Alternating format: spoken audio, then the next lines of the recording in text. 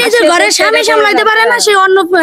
আচ্ছা, আমরা একটু তর্কে না জড়াই। দর্শক, গাজীপুরে ঘটে গেল আজব এক ঘটনা। ঘরে বউ রাখা সত্ত্বেও গার্মেন্টসের এক সাধারণ কর্মকর্তা সুপারভাইজারের বউকে নিয়ে চলে এসেছে। বউ এখন বাড়ি এসে হাজির। আসলে কি করতে চাচ্ছে তারা, কি হলো, একটু আমরা তাদের কাছ থেকে জানবো। আসলে কি হয়েছিল ভাই? ভাই হয়েছে কি, আসলে বেশি চাপা মারছিলাম। চাপা মারবার পরে বউ রাখি আর একজন আবার আমার গলায় ঝুলে গেছে। এখন খুব বিপদে পড়ে গেছি, বিপাকে পড়ে গেছি ভাই। আচ্ছা, আপনার বউ কোনটা? বউ আমার এইটি ভাই। তাহলে উনি কে? উনি এক সুপারভাইজারের বউ ছিল।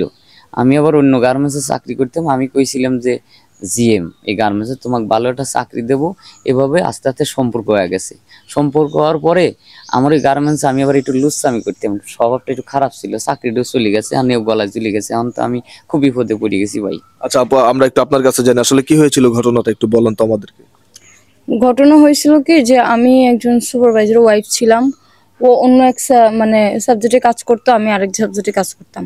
তো ও আমার উপরে ছিল, মানে এই সমস্ত আমাকে বলতো। যখন আমি বিকাল টাইমে চাটা খাইতে যাইতাম, তখন ওর সাথে আমার দেখা হইতো। মানে এমন ভাবে গল্প সাজাইতো যে ও আমার থেকে উপরে, মানে অনেক কিছু। যখন আমি ওর সাথে যখন আস্তে আস্তে আস্তে আস্তে যখন ওর ভিতরে যাই, ওর সাথে আমি যখন সম্পর্ক করি, সম্পর্ক করার পরে একদিন আমি ওকে বললাম কি যে আমি তোমার বাসায় যাইতে চাই।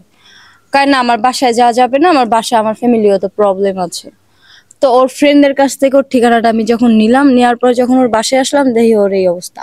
আচ্ছা আপা, আপনি এতদিন ধরে ওর কাছে ওর সাথে সম্পর্ক করতেছেন, তো ওর এই পরিবেশ দেখে আপনি কি মনে হয় যে ও বড় কোনো ইয়াতে চাকরি করে? এখন যে পাট নিচ্ছে, আর ওই সময় যদি সেই পাটটা থাকতো তাহলে তো মনেই হইতো। মনে তো হইতো যখন সে জিন্স প্যান্ট শার্ট বুতম যখন নিয়ে একটা ছেলে ঘর থেকে বের হয়, তখন আপনার নজরে থাকা উচিত।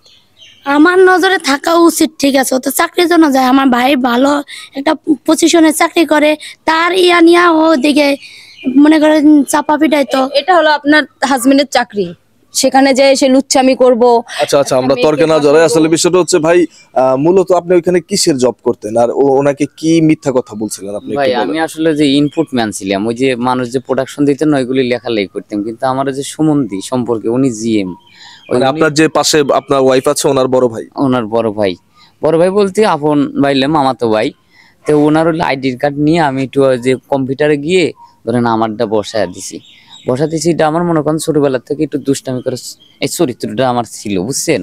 তা আমি আবার মনে করেন জিএম কইছি, আর হাসা হাসা উনি বিশ্বাস করে ফেলাইছে। বিশ্বাস করিয়া প্রেম করেছে। আরো অনেক মেয়ে আমার সাথে করেছি, আমি একটু মজা লেছি। কিন্তু মজাটা যে এখন গলার কাঁটা যাবে সেটা আমি বুঝতে পারিনি ভাই। আচ্ছা, এখন আপনি কি আপনার হাজবেন্ড রেখে চলে এসেছেন ওনার কাছে, ওনাকে বিয়ে করার জন্য? তো কি জন্য একটা মেয়ে ওনার কাছে আসছে? উনি আমার সাথে প্রেমের ফাঁদে ফেলাইছে, আমার হাজবেন্ডের কাছ থেকে আমাকে দূরে সরাইছে। এখন উনি কি করবে, উনি বলুক যে উনি এখন কি করবে। আচ্ছা, আপনি তো ওর পরিবেশ আর চলাফেরা দেখতেছেন না, এই পরিবেশে ও আমারই খাওয়াইতে পারে না, খাওয়ান পরন দিতে পারে না 2 বেলা। আপনি কিভাবে গলা ঝুলে থাকবেন? সেটা তার ব্যক্তিগত ব্যাপার। সে যেহেতু আমার সাথে সম্পর্ক করছে, সে কিভাবে আমাকে রাখবে সেটা সে জানে। এখন আপনি আপনার হাজবেন্ড রেখে আরেকজন ছেলের সাথে প্রেম করে চলে এসেছেন, আসলে এটা কতটুকু যুক্তিসঙ্গত? হয়তো এটা আমার এমনি তো একটা অপরাধ হয়েছে, কারণ তার মিথ্যা প্রেমের ফাঁদে ফেলে আমি আমার হাজবেন্ডকে রেখে চলে আসছি। তুমি এক কাজ করো, মাফ চাও গা, বাইরের কাছে মাফ টাফ চা চলে যাও। আমি তো সমস্যায় আছি। আমি মাপ চাইতে যাবো কেন? অন্যায় কি আমি করছি?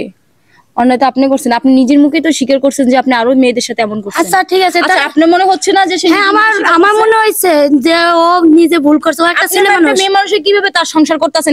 আপনি একটা মেয়ে মানুষ হইয়া আপনার স্বামী সংসার ছেড়ে অন্য একটা ছেলে হাত ধরে আসেন? সে আমাকে আশা দিছে কেন? আশা দিতেই পারে, আশা দিতে পারে। আপনি কেন আপনার স্বামী সংসার? আরে সে আশা দিবে আমার হাজবেন্ডের কাছ থেকে এই কথা ও কথা বলে আমাকে নিয়ে আসবে, এটা আমার অপরাধ। যে নিজের ঘরে স্বামী সামলাইতে পারে না, সে অন্য। আচ্ছা, আমরা একটু তর্কে না জড়াই। এখন বিষয় হচ্ছে ভাই, আমরা একটু আপনার কাছে জানতে চাই আসলে এখন আপনি কি করতে চাচ্ছেন, আপনি একটু সমাধান করার ব্যবস্থা করেন। সমাধান আপনারা সাংবাদিক বাইরে আছেন, দেখেন আমার অবস্থা খারাপ। আমার নিজের চিকিৎসা করি পারতেছি না, আমার ঘরে এখন চাইলি নেই। এখন যে ঝামেলা বাজাইছে, এখন মাপ টাপ চাই, তুমি বাড়ির কাছে বলতো মানুষ করে। আমি যাবো, আমি আসছিলাম কি করবা করো, আরে কিভাবে বিদায় করবা? এটা বিদায় করো তাড়াতাড়ি। বিদায় করি কেমনে? এখন বাইরে আছে ভাই, এটা সমাধান করেন। আমি তো খুব বিপদে পড়ে গেছি। এই তোমার 2টি পায়ে ধরি, তুমি যাও বাইরে হাতে চলে যাও, 2টি পায়ে ধরি আমাকে।